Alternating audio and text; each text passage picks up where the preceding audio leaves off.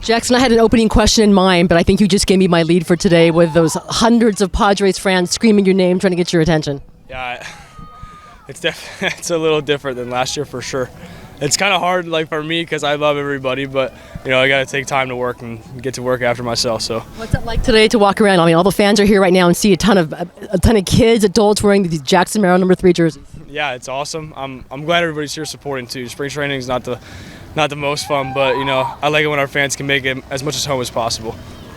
You gave us some great quotes last season, some great interviews, and I know that you're a huge baseball junkie, and you're that guy you would sit in your car for an hour waiting for the clubhouse to open. What did you do when there was no baseball? I was bored. I was really bored. I love my time away. I love my time with my family and my friends and girlfriend, but it's hard because this is where I belong. Like when I'm on the field, I'm myself. I'm more of myself when I'm here in season, and like when I'm off the field in season, I'm more of myself too. The off season, I'm just kind of like looking around for something to do always. I think a storyline that we did not really realize until a little bit later in the season was how much you bet on yourself before the season began. I think The Athletic had a story that you turned down a possible extension with the Padres. How did you? What was the reasoning behind that? Yeah, I just think that it wasn't smart. It wasn't a smart decision to make, and there wasn't really many like details about it. It really wasn't like long talks or anything. Yeah. It just was like it was a year and a half, a couple years ago at this point, and I don't even think about it anymore. I didn't really bet on myself, but at the same time, I know my value and I know what I think I can become. So I'm not saying, hey, screw you guys and that, but I'm ready to play and win, regardless of contract, regardless of anything. I'll play for nothing and still win. You guys clinched a playoff spot and the champagne was running. I remember you said you were like emotional. Hey, I want to be a Padre forever. Is that something? Would you be open to negotiations during the season, or do you think about that when the season's over only? I'd be open to anything at any time with this team. Like I said to you, I just want to be a Padre forever. That's true. Like that's not a lie at all. If they came to me at any point in time and asked me to be a Padre forever, I would agree. Like that's just me. I was lucky enough to get drafted by this team, lucky enough to move fast enough with us, lucky enough to get another chance to play a different position, to play in the big leagues. They've given me all I can ask for right now, and if they give you something more, like the most I can do is respect them and want to give that back.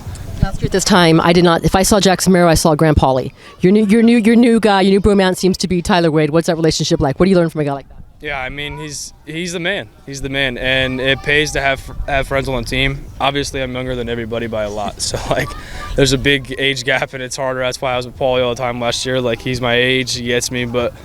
No, I'm glad to have Wader. I'm glad to have everybody on the team, though. Everybody's kind of family at this point. You had a bunch of stars on this team already with Manny Machado and Tatis, but when you bring in a veteran like Jason Heyward, 15 years in the bigs, gold gloves, a couple of rings, man, what is it like to go ahead and pick his brain and learn from him? No, Jay Hay's the man. Jay Hay's the man. I mean, he doesn't even, try and tell me anything. He just kind of is...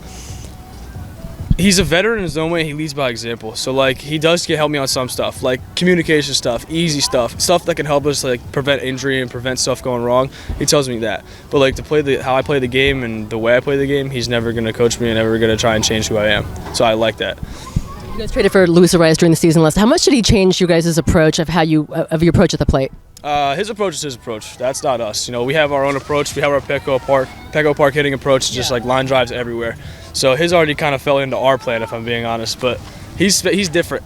He's different. He can kind of do what he wants. If he wanted to hit for power, he could. But he hits for hits, and that's what we need out of him. So. Who's the vibe guy this season? Profar brought us some of that. Hassan Kim, you definitely did. But who brings that type of energy? All of us. There's no one person. It's all of us. And I don't really think last year there was one person that brought the energy. It was all of us. I think we got more people engaged last year than there are in previous years, and we hope to repeat this year. Obviously we lost some people, but we don't care. We got new people in here, new people full of new vibes, and we're ready to go. I think the tone for this spring training is health. Manny says best he's felt in a long time. Same for Fernando. Arise dealing with that thumb injury, man. How special do you think the offense can be when you guys are healthy and clicking? Yeah, I mean, there's so much to say when a team's healthy, but it's all around the league. So, you can't really complain with our guys who's hurt. If they feel good, great, let's go. That's where we want to be. We want to all be healthy, we want to all be dominating. But you can't complain through injury. You know, we got to grind it out. We got to battle through it because other teams are dealing with it too. It's all fair game. Two quick things before you go. What's the best thing you did this offseason? I think like right when the season ended, I saw you like California Adventure or something like that. But what's the best thing you did? I was literally gonna say probably going to Disneyland was like such a kiddie thing, but it was so fun. I went with my girlfriend, and it was a blast. Did you get recognized? A little bit, yeah. I was actually like mid eating a corn dog, and somebody came up and wanted a picture with me, and I was like, I don't even know what to say to you right now. I'm eating a corn dog. Like, this is awkward. Thank you guys. I appreciate all you guys out there. Thanks, Jackson. Thanks, Marty.